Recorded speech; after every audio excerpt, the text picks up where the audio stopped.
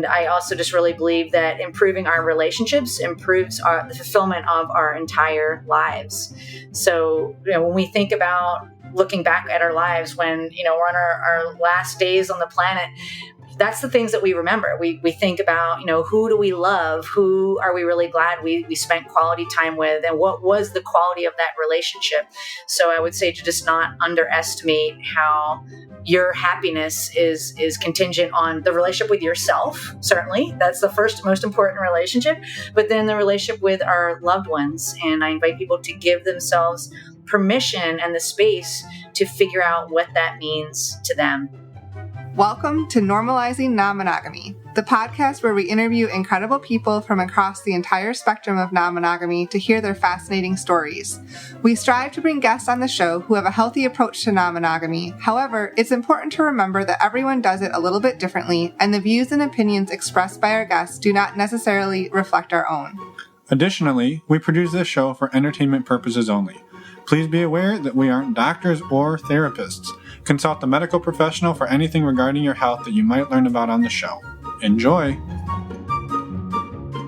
Welcome to episode 179. We're Finn and Emma, and today we have an interview with Kitty. She hosts a podcast called Loving Without Boundaries. She's also a relationship coach specializing in working with people who are exploring non-monogamy, and she has been personally exploring non-monogamy for almost 20 years. Yeah, it's a fantastic discussion covering a lot of ground. I mean, I think one of my favorite parts about it is the discussion around moving in with a partner and what that dynamic shift was like, having a partner move in with her and her husband. So it's a great conversation. Thank you, Kitty, for being here. Links to everything that Kitty talks about, all of her work, are on our website in the show notes, normalizingnonmonogamy.com. Click on the podcast tab, or just go down in your podcast player in the little show notes at the bottom. There'll be a direct link there. And also one other quick thing I wanted to just mention here. There is one part of this discussion that maybe as you're listening think like, oh, they should have edited that out. It was basically a discussion where there was some things said that then got kind of resaid, but I didn't really want to lose what was said the first time. And so I just kind of left it in and we rolled with it. I just wanted to throw that out there so people weren't thinking that I was just a sloppy editor. Just covering my own ass. Yeah, that's important, right? Again, thank you, Kitty, for everything. We're super excited. And one other thing, that we wanted to talk about, where we mentioned how we met Kitty, which was at the World Domination Summit. We actually met in 2019. Yeah. And World Domination Summit, we'll call it WDS henceforth, moving forward. It got postponed from this year. It was supposed to be the end of June. Well, it was supposed to be 2020, then 2021. Now it's in 2022. Yeah, and so this is the last year they're doing it. This is the final one. Next year will be the last year.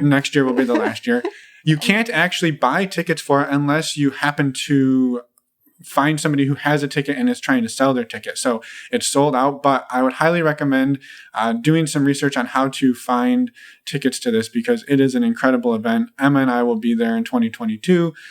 As will Kitty most likely. And yeah, it's just a great conference.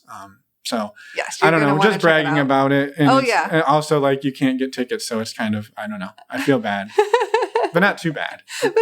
Just a little bad. Just a little bad. Okay. We do have a couple of really, really fast announcements. Next up, our virtual meet and greet is coming up on May 20th. That's a Thursday, 6 p.m. Pacific, 9 p.m. Eastern. We go for 2 hours. Come join us. Meets lots of fun people. You do not have to be actually exploring non-monogamy, but you have to be open to talking about it and interested in it and open-minded. Or just meeting awesome people. Right. Well, that's the whole point is you have to be open-minded enough that you're to be in that space. Well, which you're listening to us. That's true. So we hope that we haven't offended you yet. So I probably didn't have to caveat that. But it's all right. Sorry if I offended you. They're $10. They're open to everybody. We would love to see you there. We've been having a blast with these. And yeah, thank you to everybody who's been to ones in the past. I was trying to say they're very inclusive. That's what I was trying to say, and I did a poor job at it. Hey, no judgment here. $10, open to everyone. Go to our website, normalizingnonmonogamy.com, to click on the meet and greet tab to sign up. And one other quick thing we wanted to talk about was dates for the upcoming Patreon calls this month. We'll talk a little bit about what Patreon is in the outro, but the short version is if you're looking for a community of other awesome, amazing people who are just supportive and wonderful. Our Patreon community, we believe, is that community. Yes. We have over 160 members. It's been growing. It's fantastic. We've got a couple of calls coming up this month, like we do every month. On May 17th, we've got a men's call. On the 19th, we have a women's call. And on the 26th, we have our monthly Q&A, which we do twice, once at 9 p.m. Eastern and once again at 9 p.m. Pacific. And now Emma and I get to stay up until 1 in the morning to do that. I know. So the West Coasters get sleepy, tired Emma and Finn. Yeah, they do. We give really good answers at 1 in the morning. Yeah, right. We try our best. But anyway, if you want to join that community, we'd love to have you. Go to our website. Again, we've said it many times, normalizingnonmonogamy.com, and click on the Patreon button for all of the info. And I think with that, let's jump into the show and go talk to Kitty. But there's more. One more thing. One more. Contact us. Yeah. If you wanna contact us, reach out, let us know how we're doing, or maybe you want to come on the show and share your story. You don't have to have a podcast. You don't have to be a relationship coach. We love to hear stories from anybody and everybody. That's really the power of the show. And so reach out to us, share your story with us, and we would love to have you on or just hear your feedback. Tell us how we're doing. Tell us how much you love us. Yes. If you don't love us, you can keep that to yourself. We don't want to hear it.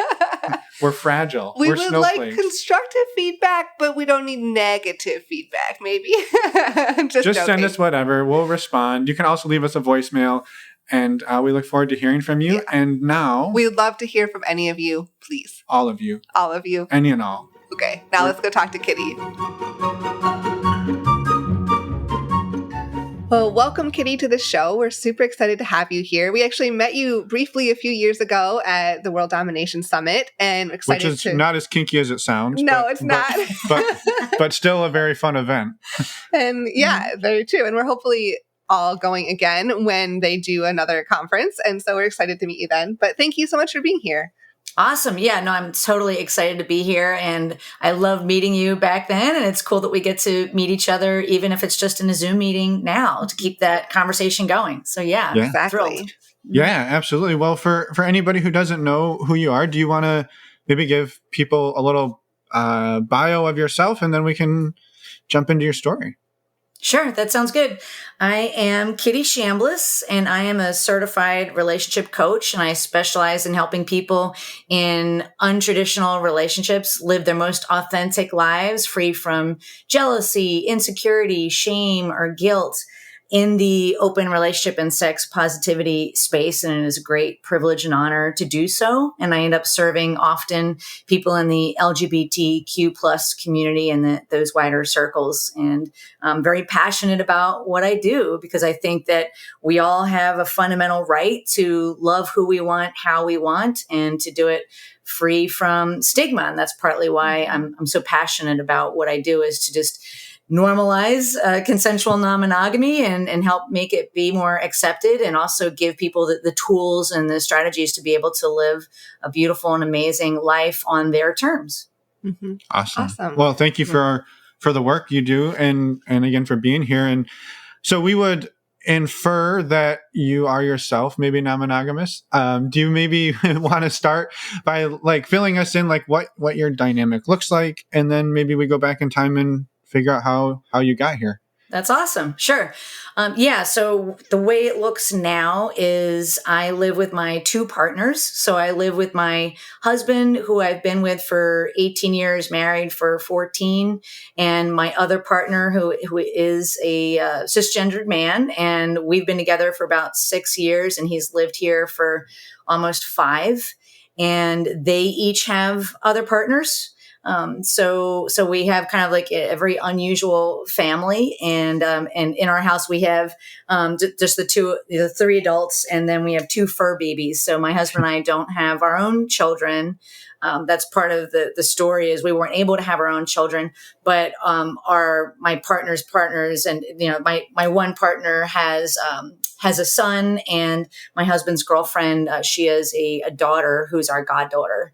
So we just kind of view that as kind of our extended family, our polycule, if you will. And I would say in terms of identities, I identify today as a happily married polyamorous woman who has 2 partners, and I view them both as, if you will, primary partners or my main partners. But because I am polyamorous and a former cheater, I also kind of like to have the door kind of cracked open to things that might happen in the future, because we're all evolving and changing. I also identify as a cisgendered woman. I'm into kink. I identify as heteroflexible, and I can't think of any other identifiers right now, but yeah. Yeah. Awesome. Well, thank you for that. And it sounds like an awesome, kind of beautiful family you've kind of built around. So I love it. Thank you. Yeah. Well, it's taken a long time, right? My whole life to get here. So, it was hard earned. Absolutely. Yeah. Mm-hmm. I guess, do you mind jumping back in time a little bit? And when did you first hear about non-monogamy, or what was it modeled for you growing up? I guess, when did you come into this world? So I didn't ever hear the word polyamory until I read the book, The Ethical Slut, when I was in my mid-30s. And the way I like to tell this story, it was recommended to me by a friend who was in an open style relationship. And she knew that my husband and I were looking at different ways to be in a relationship that wasn't strictly compulsory monogamy.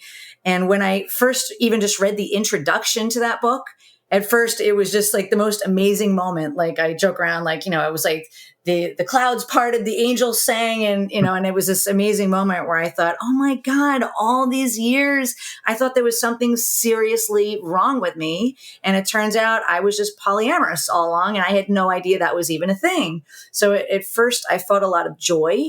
But then next, I started to feel a bit of anger, because I was upset that I'd never heard this word until my mid-30s. And so all those years that I was a cheating serial monogamist, and all my friends were getting happily married, and I went to therapy trying to figure out what was going on. Like, no one had ever even entered into my mind or shared with me this concept. And so that's partly what even led me to do what I do today. Is I really want to help other people know way earlier on than I did that there are choices. There are choices in how to structure our relationships. There are choices in how to have a romantic orientation, if you want to call it that, and live your most authentic life in a way that works for you, instead of the way that society or families or religion is kind of prescribing that we're supposed to be living our lives. So, and going back even further, I often tell people that I'm a recovering Catholic. So I went to 12 years of Catholic school, the uniforms, the whole 9 yards, the short skirts that were always too short for the nuns. And that's where I came from. So just kind of coming from that place of a lot of guilt and shame, and also just being taught things that I don't believe today about our sexuality, and, when is okay to have sex, and, what our thoughts should be about masturbation and touching ourselves. And so it frankly messed me up in the beginning of my journey. So for the first 10 or 15 years of dating, I became a cheating serial monogamist, because I thought I was supposed to marry the one and only and be on that relationship escalator. And if I was going to do that, I kept kind of upgrading the person I was dating with the next one, because I thought, well, geez, if I'm going to be with this person for the rest of my life, they better be amazing, and so I kept doing this really strange thing that was not, it was out of alignment with who I eventually decided that I was. And that was when I started to have an epiphany, where I just realized that, cheating and acting that way and behaving that way was not who I wanted to be. And so I just kind of made a decision one day that I wanted to start honoring my values of integrity and honesty, and that I wasn't going to cheat anymore, but I didn't know what that was going to look like. So I just started to follow my nose, so to speak. And eventually I met the man who's now my husband on Match.com, back when I still kind of identified as monogamous and was just trying to figure it all out. And as we were falling in love, we just had some really honest conversations and shared with each other that we both were former cheaters. And we just decided that we weren't going to lie to each other. And if we had attractions for other people, we were going to talk about it, and just figured out as we went along in a way that worked for us, instead of in the way that we thought we were supposed to, or even the way that all of our friends and family seem to be living their lives. because we just found that that wasn't really working for us. And that's kind of how that whole journey went, so to speak. Mm-hmm. Yeah. And it sounds like he hadn't necessarily explored it in an ethical capacity either up until, or consensual, right? It sounds like you both had sort of that, like you said, the cheating background, and were honest with each other about that, which is tough to do. Mm-hmm. Yeah, he had a colored background. So he had some moments where he was dating multiple women and they knew about the other women, but they weren't maybe totally happy about it. He also had a moment where he was dating somebody who was cheating on their spouse, and that ended really badly, partly because of that.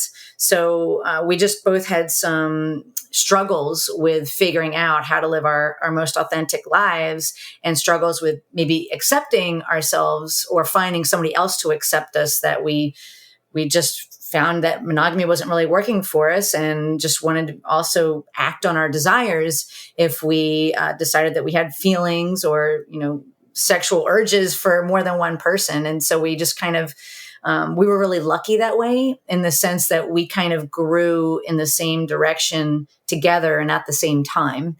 And oftentimes when I'm working with people, some of the struggles they're having is like a difference in growth or a difference in pacing. Like one person wants to go faster than the other. And so I was really lucky that way, in that my husband we were more or less going at the same pace and in the same direction. And that's partly why we're still here 18 years later, and having a wonderful time, a blissful life, I would say. Yeah. Yeah. Well, and thank you for sharing all that. And I think one thing that just kind of stood out to me was interesting, and I hadn't even really thought about this, but like your point about, if you have to be with somebody for the rest of your life, that you are kind of constantly looking. Well, and there's one person out there. So you're constantly looking for that person, and you find somebody. And then if you see somebody that's a little better, like you said, it's kind of like upgrade and then upgrade again and just keep upgrading. But like, you're never going to like be satiated in a certain sense, right? Like, so that's kind of a trap, and yeah, that's tough. Yeah. And it was a trap of my own making, because at the time, I just didn't know there was another way to do it. But right. yeah, I mean, to your point, like I was never going to get to that nirvana, right? There was always going to be somebody else, partly because I'm evolving and changing. So therefore my interests and what I find hot might evolve and change. Or also I joke around, I think redheads are sexy. I think blondes are sexy. I think brunettes are sexy, so like that wasn't going away. You know what I mean? Right. Right. That natural connection to to people in general, like in having that all innate within us. Right. Yeah, exactly. So how did it look when you and your husband decided to actually put this idea of non-monogamy into practice or into action?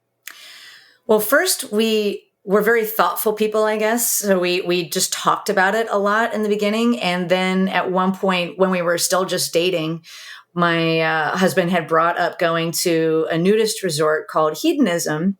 And I thought that sounded interesting. We'd never done anything like that before. And so he kind of dropped the subject, and I thought, that sounded neat. Maybe I'll follow up on that. So I ended up organizing the trip, and we went. And it was kind of a funny story, because first there was a nude side and a prude side. So first they put us on the prude side, and our room it actually just had a horrible smell to it. Like, I don't know what happened in that room, but something really bad happened in that room. And so we complained and said we wanted another room. And they said, well, we only have empty rooms on the nude side. We can show that to you if you want to see what it's like over there. And we were like, sure. So they give us this tour, and we were it was interesting just to see, 30 naked people hang out at the pool in the hot tub, and they showed us the rooms, and we thought, well, take it, and so we spent, why not? Yeah, exactly. We thought, what the heck?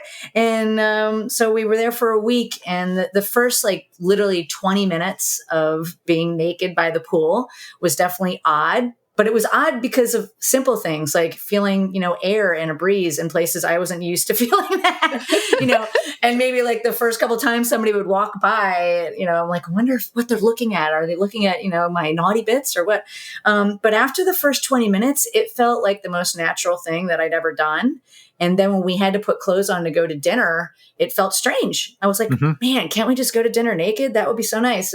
And then by the end of the week, we were, hanging out with people in the hot tub and getting flirty with people. And so that was kind of our walkway into more the swinging lifestyle.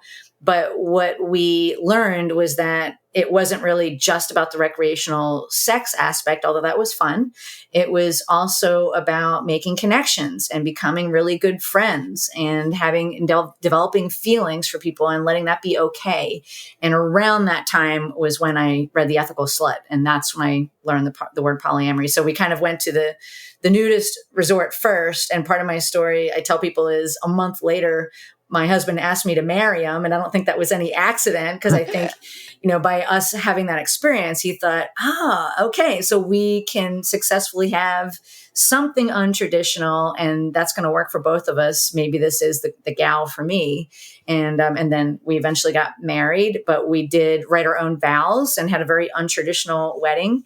And we just left out the forsake all others parts, but we left everything else in, love, honor, and cherish and all that. Mm-hmm. Yeah. But we just kind of wrote our own vows so that we were, honoring those for the rest of our lives to the best of our ability.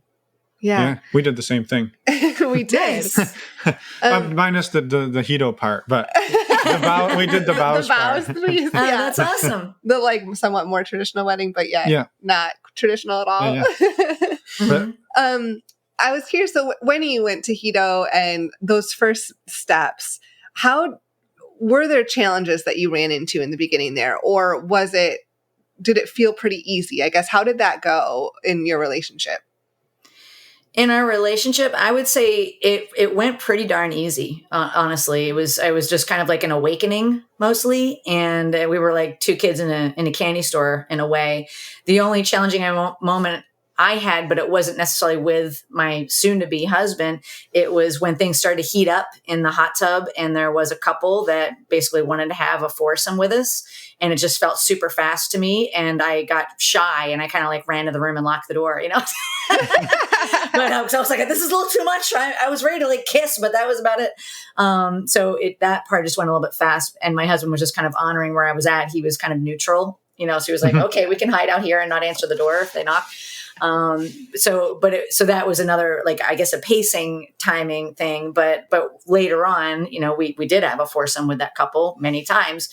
So it was just kind of shocking all at that moment too. Right. But yeah. That's the only thing I can think of that was challenging. Otherwise it was incredible. It really flowed and felt very natural.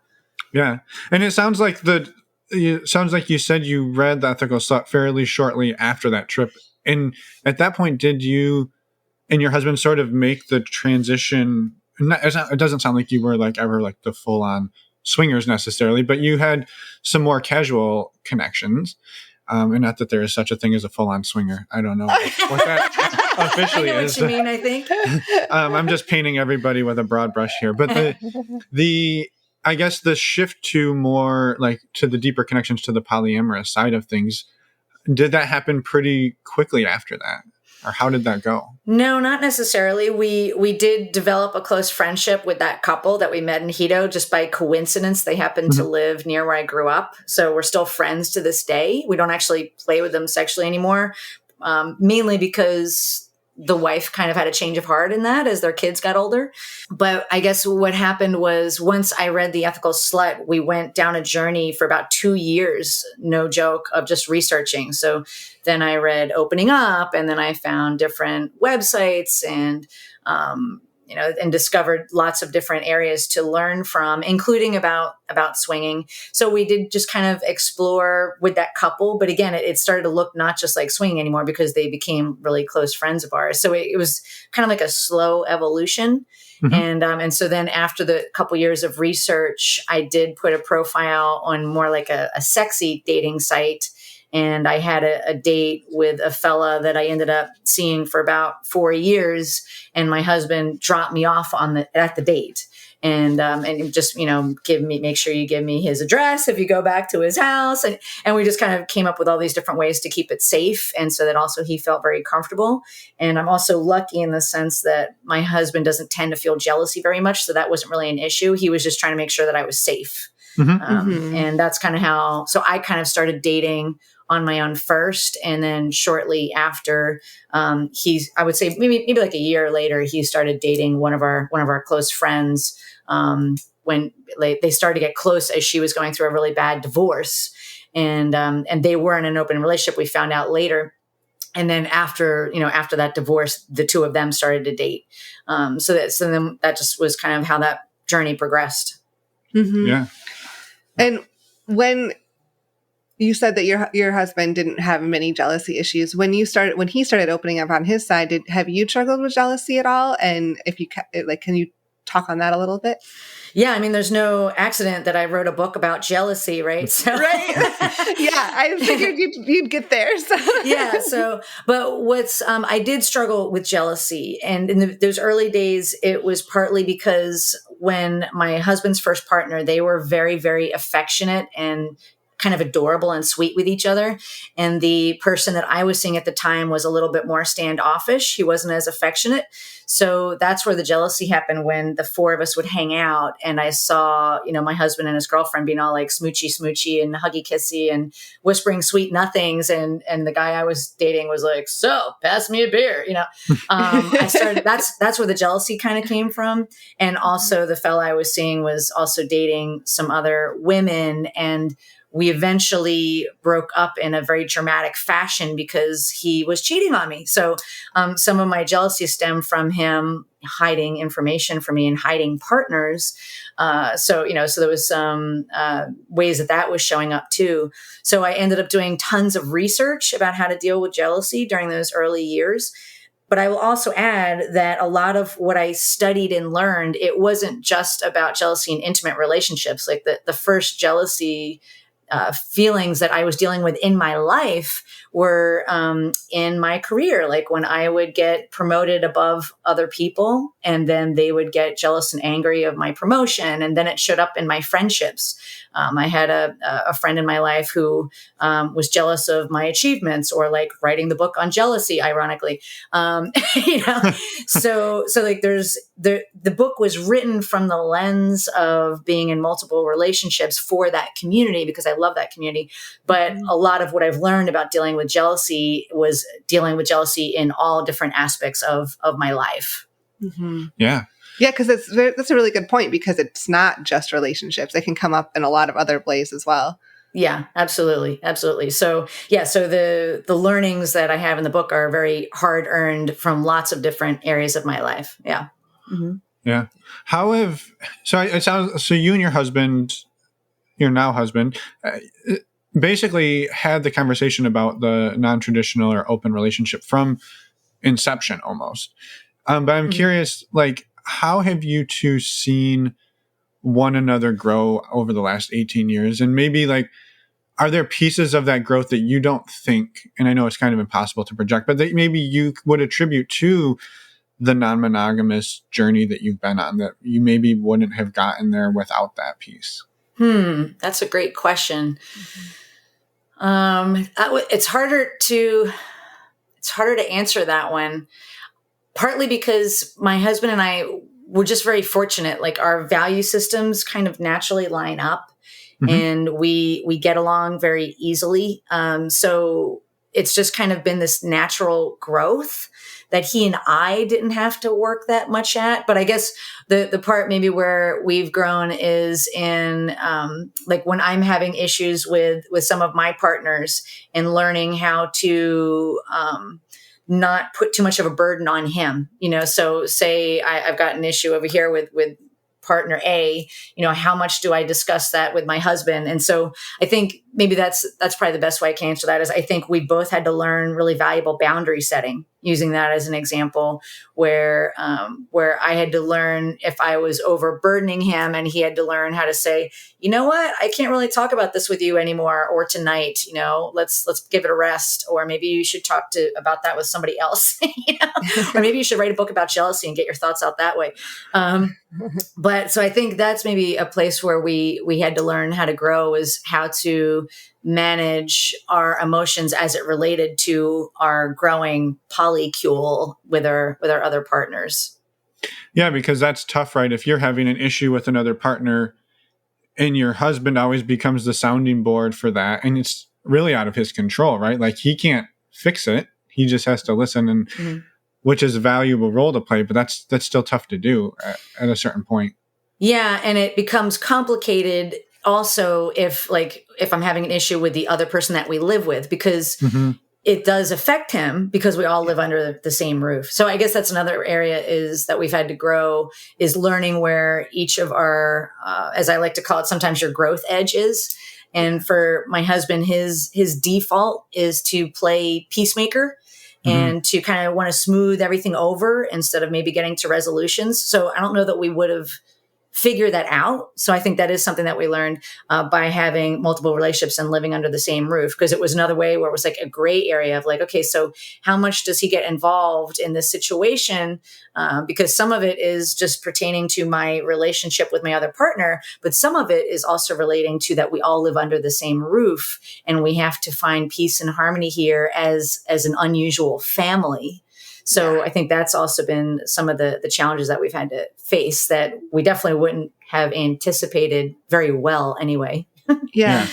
That leads to a question where you commented on the conflict. Like when you have conflict with a partner, do you have any suggestions for handling that? Like I know you're all living together, that's a different, different dynamic, but your husband also has another partner. And so like if there's conflict in any one of the dynamics, do you have strategies for handling that as an overall polycule? Because it affects everyone.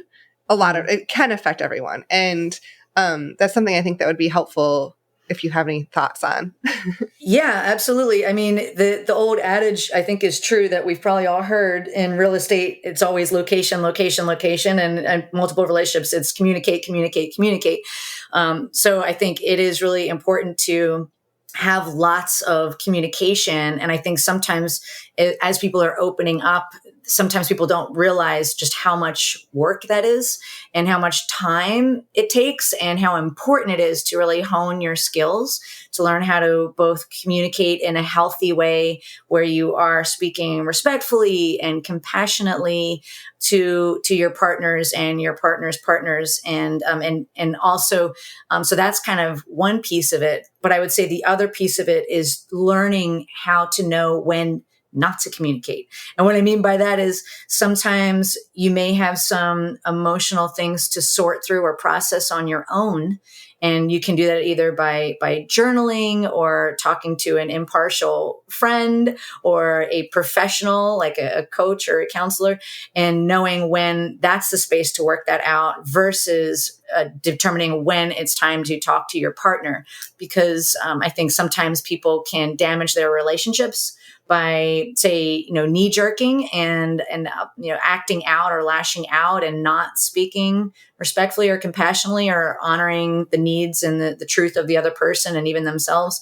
And so a lot of times it's important to not only to talk a lot, but to know when not to talk. And to know when it's kind of like your own stuff to work through first. And also the in-between, because there can also be an in-between place where you want to bring somebody in the know, like give them a heads up, like say a relationship ends, for example, and you're grieving, so it might be really important to say to your partner, hey, I'm really grieving this relationship. I'm super sad right now. And I might be locked in my room crying sometimes, but I want you to know that doesn't mean that I value you any less. And it doesn't mean that I'm not here for you. Just if you can just maybe give me some space and some understanding, but know that I still truly, value you and cherish you and adore you. I'm just going through some stuff right now, So also knowing like those in between places to be too, or also another situation is if you're going through something and you're confused and you don't even exactly know what your feelings are. So it can still be powerful to say, hey, I don't exactly know where I'm going to end up here, but I realize that I'm working out some things. And as soon as I get a finger on it, I'll clue you in. But I'm kind of working through something right now, but that way you don't have to necessarily say, I've got it all figured out and this is exactly what's going on. But it might be valuable to just say, hey, I just just, need a little bit of room to maneuver? Or can I use you as a sounding board? Are you available right now for me to use you as a sounding board? And kind of asking permission, giving that other person the opportunity to say, yes, I am available. I will be delighted to talk to you about this, but also giving them permission and the space to say, you know what, we've talked about this like for hours yesterday, and I don't have the bandwidth to do it today, or I don't feel like it's appropriate maybe to talk about that with you, and then they maybe kind of encourage you to talk to somebody else. So I think there's all these different avenues that you can go on, and it becomes a skill to learn which of those paths to take. Yeah. Yeah. I think that's super powerful. Just all of the points you just brought up, because it's such a tricky dynamic to navigate, but it's also, it takes practice. Like everything you just said takes practice. And I think that's, well, and there's not a one, so it's not like, here's the answer. It's like, what's happening, assess 1,000 different inputs, and then figure out what to do with that information. Right. And in the meantime, you're probably you're working through your own emotions, and it's easy to like just react with whatever emotion you're feeling. And it's like, no, you have to be aware enough to take a step back and figure out the best, like the most appropriate way to react, like a way to handle the situation, considering everybody involved, including yourself. It's challenging, but it's also, important to practice. Yeah. And I guess that's one of the reasons I love this whole journey is, I guess I love a challenge. And, and I simply do just orient to and define myself as being a polyamorous person. But I would say another piece of it is I do love personal growth, and I do love a challenge, and I do get bored easily. Variety is interesting to me. And so I have the bandwidth and the desire to do these practices and to, help other people along that journey as well. But I think that can be daunting to people at first when they just don't realize, wait a minute, what? I have to learn all these new skills and I have to practice this daily. And it's just easier to scream and yell and run out the front door, but the hope I would like to give people is that there are skills and techniques and tools and professionals to work with that can help you along this journey. And it is all possible. And it's not necessarily like an either or, it is a journey that anyone, if they want to, can go on if that is, as they're maybe learning more about their own truth and how they want to show up in the world, or how they want to be in a relationship structure that works for them. Yeah. Yeah. And I think that maybe kind of leads into one of the questions I was curious on, is like the decision to move in with, like, to have your partner move in with your partner, whatever way it happened, that you now live with your partner and your husband. Not that your husband isn't your partner, but you're right. You get the point. Yes, I do. I'm not trying to devalue anybody here. Just the decision to move in, the three of you, and how that came to be, and like, how did it change things? Like, was it harder? Was it easier? Was it some of both? So we've had, this is the second partner that I've had move in with us. And so that each had its own challenges. So that the first partner that moved in was the one who eventually, who did have other partners and eventually cheated on me. So there were some, I would say the challenges there were, I definitely had moments where I was overburdening my husband with complaints or my stress or my jealousy, which is, again, what led me to kind of do my own research on the subject, that prompted that. And also working through when he would have dates over, so that's definitely another area where I was just learning how to maneuver through the jealousy and learn how to get to know the people that he was dating and take some of that fear out of it as I got to know them. And then, of course, when it ended very poorly, that was super challenging and upsetting for both of us when he ended up moving out pretty abruptly. And there was, even though it ended in a bad way, that doesn't mean there wasn't still grief. There was still grief to deal with, because there was a lot of great things about that particular trio of people living on one roof. We had a lot of fun. We got to know each other. So there was still grief involved in realizing that person wasn't healthy to be in our lives anymore. And we kind of had to, for everyone's sake, we kind of severed those ties. So there was a period where I just kind of grieved and got my head screwed back on straight for a few months, until I felt like I was kind of ready to get back out there, partly because I do identify as polyamorous. And then eventually I did meet the fellow who lives with us now, my other partner. And we met on OkCupid, and which was my first time checking out OkCupid. And that was super fun. I enjoyed that. And we fell in love pretty quickly, like within the first couple months. And at the time, I thought that he was happy living on his own. But what ended up happening was about 5 months into the relationship, we just had a kind of surprising conversation that ended up with him saying, I would love to move in. And I was like, what? Okay. I hadn't even thought of that really until now, because I thought you loved living on your own. And, but we didn't want to make it a hasty decision. So we had, lots of conversations first I broached the topic on my own with my husband, just to let him know this was something that had come up. And so we didn't get surprised by that. And we just, the three of us just talked about it for a few months. And we just kind of decided that it made good sense to not have him move in until we were at like a year mark, just to kind of make sure, like, okay, everyone's cool. We're pretty serious about this. And then we went on from that place. And I would say and before he moved in, one of the things I said to him was, I explained how the first situation ended really badly, so it's like, I don't want to have a situation like that. So let's just be transparent about that. And we also just talked about that once you do live with somebody, it does become more familiar, right? It takes some of that excitement out of the equation. And so we just had candid conversations about that and decided we were both okay with that. And then, after he moved in, I would say, most of the time it's been lovely, but some things there, I guess it's a situation too, where you're always learning more and more and more. So I can't say I knew him 100% before he moved in. So after he moved in, I definitely learned some more things about him. And, just like any normal human being, we all have things we like and things we don't like. So there were some things that I didn't know about where I was like, that doesn't really excite me. And there were other things that I was like, that's awesome. So just kind of learning, like, it's like peeling an onion. So as the onion got peeled, some things I was like, this is awesome. And other things I was like, that's not so great. How am I going to deal with that? And and we have learned to deal with that. So just one example of things that weren't so great were we've done some renovations in the house, and my husband and I, like I said, we get along so easily. When we've done renovations, it's like we're having a big party, every day. Like, this is amazing. Let's make that blue and this yellow. And we just love the whole process. But then when we added in a third person, it became this big fight, because we weren't naturally agreeing on how to get things done. And so it became like, in some days it felt like torture getting these house projects done.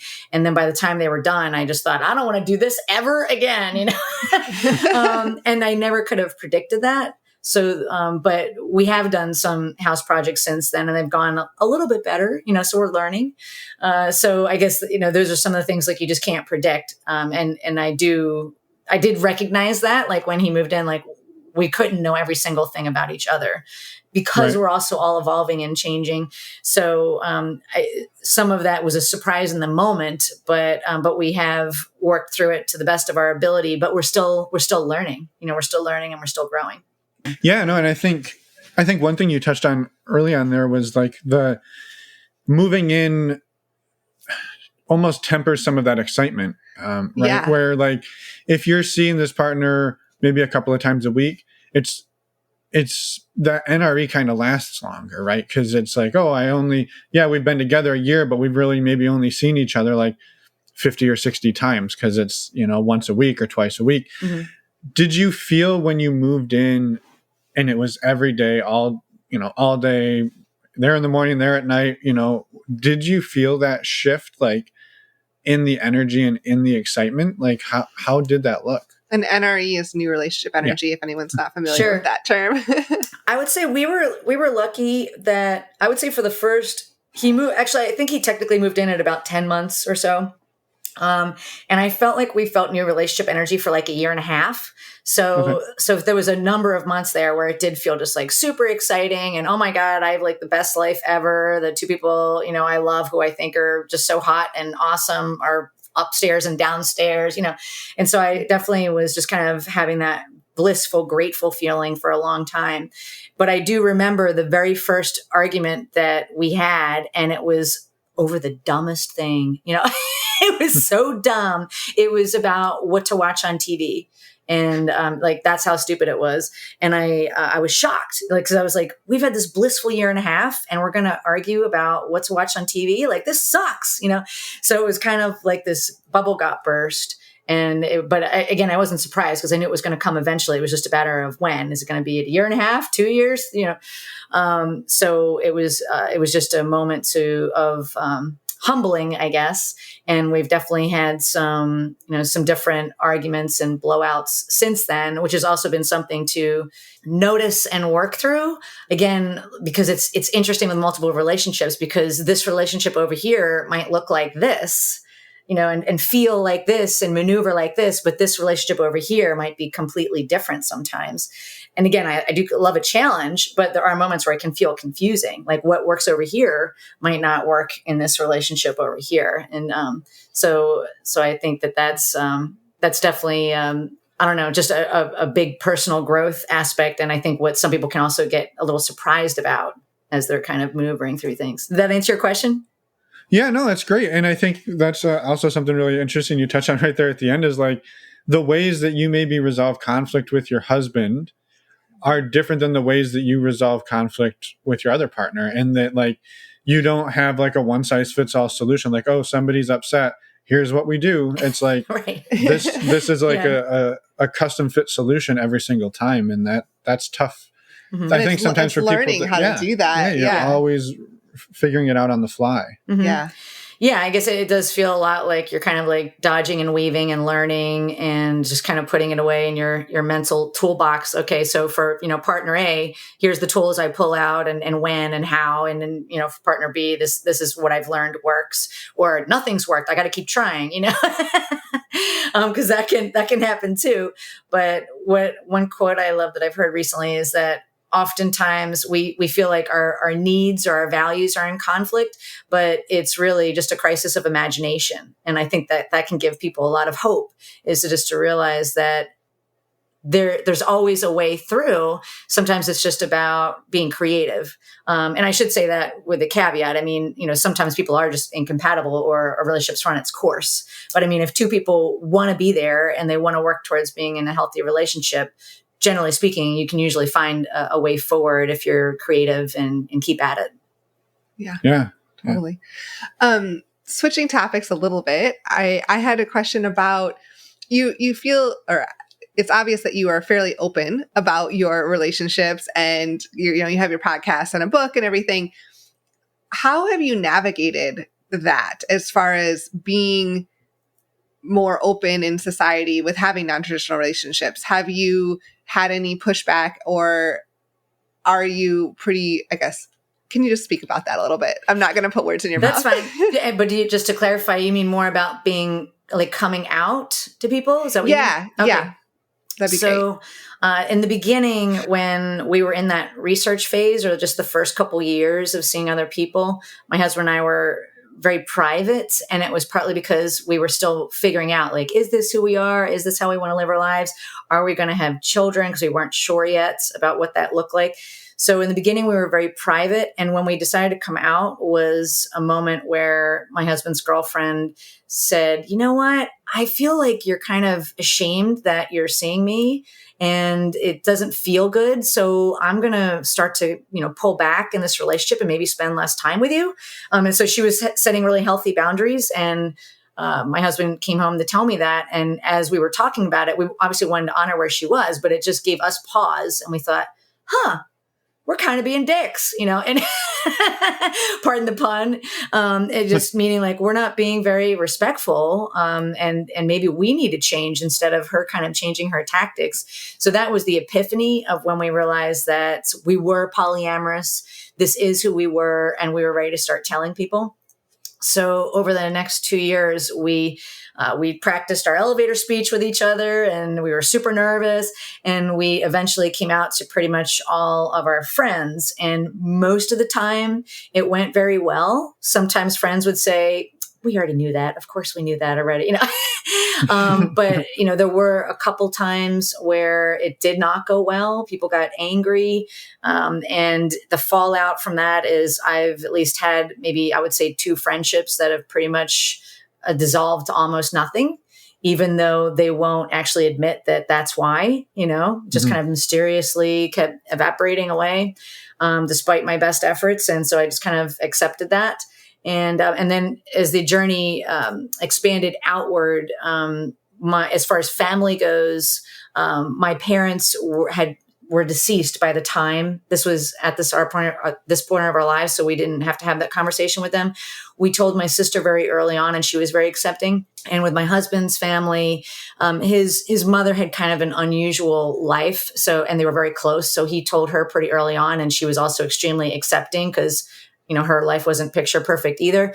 And he elected not to tell his father because his father was really up in age and he wasn't very close to him and didn't even see him that often. And his father has since passed away, so they never had to have that conversation. But as time went on, he did eventually tell his brother and his other siblings. He wasn't comfortable at first, but as time wore on and as we got older, various health issues had come up where one or both of us were hospitalized. And once we got to that point, he wanted to tell some of his siblings because he wanted them to, like, God forbid something bad were to happen. He wanted to be honest about how his life worked and who he was. And also he wanted to explain, like, who are these people in the room, that's my girlfriend, and this is blah, blah, blah. So he just wanted to be really transparent about that. And that also went very, very well. So we've had, I guess mixed reviews, but I would say 85% of the time, the people in our lives were accepting and understanding, or they eventually got there. Like sometimes we did have another situation where somebody said, "You can't do that. You're not allowed to do that." And we were like, "Well, we are, so you can," And they just had some religious upbringing that they couldn't wrap their head around it. But it just kind of took them a couple months, and they just asked us a bunch of questions. And now to this day, they think it's awesome, and they like brag about us to their friends. So sometimes it just kind of took a little bit more time to kind of get people down that path. Yeah. And how did it help, or how did the relationship with your husband's girlfriend change when you did start coming out? Like, was that what she kind of needed to kind of come back and be back in it? That's a great question. I think that she was happily surprised because I didn't really think she thought we were going to do that, and maybe touched and honored. Absolutely. So yeah, I definitely think that helped a lot. And they've been together now literally over a decade. And we definitely consider their whole family part of our family. It did, as that relationship between the two of them progressed, I will say it did affect my friendship with her. To say negatively wouldn't be really correct. Because it's not negative. It went from being like where we were really kind of close, like girl friends, like friends that were girls, to her kind of time and attention kind of shifted over to my husband. So now we're very good friends, but I'm just not that close to her, like her emotional world on a day-to-day basis. So that is a bit of, it's just kind of an evolution that I accept. And it doesn't necessarily bother me, but it did change. It did, to be fair, it did change. Yeah, no, that makes total sense. And I think, also like, I'm kind of impressed with her, like you said, like setting those boundaries and coming to you. And like, that's a hard thing to do, right? Like she doesn't want to step back, but she kind of, like you said, she said it didn't feel good and she didn't know what else to do. I think that's a tough thing to do. So I wanted to acknowledge that. Yeah. It's well, amazing. and we were really, it just showed what an amazing human being she is. And that's, I'm sure why she's still very, very much in our lives to this day. But what I loved about it, even from everything that I've studied and what I work with clients on, is she didn't try to tell my husband what to do. And she spoke to him respectfully, and she just set her own healthy boundary and just kind of said, hey, this is where I'm at and this is what I'm going to do, without making any demands on him, which I just thought was incredibly mature and amazing. And it also just kind of showed all the work that she'd done, because she'd just been on her own personal growth journey, and it showed, it showed that how maturely she handled that. Yeah. And it kind of forced us to kind of step up our game at that moment. Yeah. And going back to like the communication earlier, like she had obviously done a lot of that work, and like she was putting into practice, and yeah, that's pretty amazing. Mm-hmm. Yeah. So thank you for sharing all of that about that whole coming out process and what that's looked like. And I think that's amazing. And before we kind of let you get into sharing more about where people can find you and your book and your podcast and all of that, I guess we just wanted to give you the chance, like, is there anything else you wanted to share, or maybe any final thoughts to kind of just tie everything together that you've kind of maybe learned and come to over the last roughly 20 years that you've been exploring this? Yeah. Thank you for that question. That's awesome. I would just like a couple things I'd love to highlight, and just, I've had such a journey that's really ebbed and flowed, and had a midlife crisis. I went through a period of depression, and when I really came out the other side of it, I would say two messages I really have for people is to find happiness in a way that works for you. And I really want to encourage people that it is possible to live your most authentic life. And I really, truly believe that it is a fundamental human right to love who we want, how we want, in a way that feels comfortable and natural for each of us. And I believe in the ability to choose that for ourselves. And I also just really believe that improving our relationships improves the fulfillment of our entire lives. So, when we think about looking back at our lives, when, we're on our last days on the planet, that's the things that we remember. We think about, who do we love? Who are we really glad we spent quality time with? And what was the quality of that relationship? So I would say to just not underestimate how your happiness is contingent on the relationship with yourself. Certainly, that's the first most important relationship, but then the relationship with our loved ones. And I invite people to give themselves permission and the space to figure out what that means to them. Mm-hmm. Yeah. Awesome. Well, very well said. So yes, thank you. Thank you. And I guess I'd love to have you talk about the work that you've done too, so that we can get more listeners sent your way and readers sent your way. Sure. Yeah. Well, it started, I have my book. So the book is Jealousy Survival Guide, How to Feel Safe, Happy, and Secure in an Open Relationship. And you can find that on Amazon. It's in print, Kindle, and Audible. And I'll tell people that there's some fun Easter eggs at the end of the Audible, because I thought if I'm going to stand in my master closet for an entire day, I might as well do some fun things at the end of the book.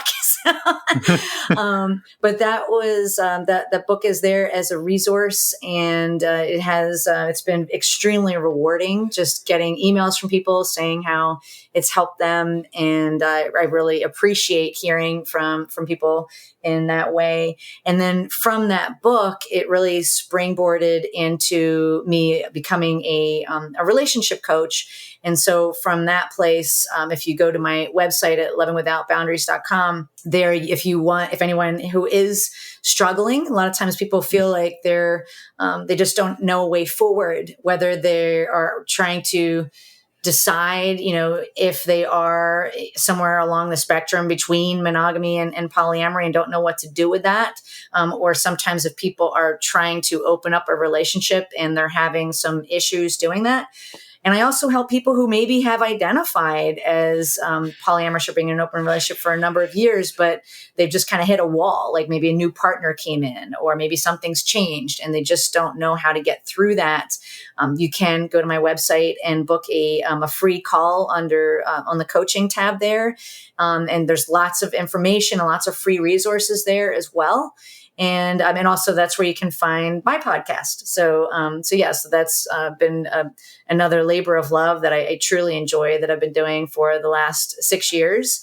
And I love interview, similar to what you both are doing. I love having people on to tell their story, and other experts, and just give my listeners as much free information and resources as they can get their hands on, because I am so passionate in helping people live their best lives and painting it in a way that works for them, not worrying about, the what society or anything else is telling them what they're supposed to be doing. And one quote I love is that you can't be unapologetically joyful until you are unapologetically you. That's from Jonathan Fields from World Domination Summit. And another quote, and another quote I love is, "It is better to be at war with the whole world than to be at war with your inner self." So it can just be so liberating to just start to really own who you are and step into that power of who you are and start sharing that with the world. And that's one of the things that I really love helping people do. Mm-hmm. Yeah. Awesome. Well, thank you for all of that work. And I think, we're super happy we ran into you a couple of years ago at WDS, and then we got the chance to reconnect, and hopefully we get to do it again. It'll either be this June or next June, we assume. So depending on how the pandemic tapers off here. So we're excited to have you on and get everything out in the world. So thank you again, Kitty. Yeah, and links for everything that you mentioned will be in the show notes and the podcast player. So if anyone listening, go find all that there. Well, thank you for staying in touch. It was so amazing getting to meet you at one of my favorite conferences that the pilgrimage I love to make. And I'm really just so impressed with the body of work that you've put out there. And I'm just really happy that you're another amazing resource for our community. We can't get enough resources out there, I think, to just help normalizing consensual non-monogamy. So thank you for what you're doing. Likewise. And thank you. And I guess with that, we'll let you get along with your morning. Yeah. Awesome. Thank you so much. All right. Thank you. And we're back. Thank you so much, Kitty, for coming on the show, sharing your story, and for all the amazing work you do, your podcast and your coaching work as well. And your books. And books too, exactly. Everything. You do it all. We got to start writing books. Everybody's got a book. So links to everything that she mentioned are in the show notes. Yes, I was going to say that, and you talked over me. Sorry. No, it's good. I encourage it. All the time. I'll just work on that. Perfect. Anyway, we did want to do another shout out to our Patreon community. A huge thank you to everyone who is part of that. We are in awe of all of you who have joined, and we love the community so much. So thank you. We do have a couple of dates, as we said in the intro. We'll mention them again. A men's group call coming up on May 17th, a women's group call on May 19th, and the monthly Q&A on May 26th. So you're not going to want to miss those. Go to our website, normalizingnonmonogamy.com, click on the Patreon button, go check out all the info. It's only a couple $1 a month to join, and if you don't like it, you can leave. So. And the last thing we wanted to say was that if you are looking to start meeting people out in the real world, IRL, as they call it, one of the things that we highly encourage and one of the services that we absolutely love is stdcheck.com. It is our favorite way to get tested for STIs. We've been using it for years. It's super fast, it's super simple, and it's actually gotten a lot more affordable this year. It used to be almost $200 for a 10-panel test. It is now $130 when you use the links on our website, and you get a $10 discount. Bonus, using those links supports the show, and Emma and I will be forever grateful for you for doing that. Yes. To you for doing that. So Thank you in advance. Check it out. It's a great service. We love it, and we wouldn't recommend it otherwise. Yes, go check it out. And with that, next week we have an interview with G. It is incredible and super fun. So you're going to want to come back and listen in a week. Yes, we will see you all then. Bye, everyone. Thanks for listening.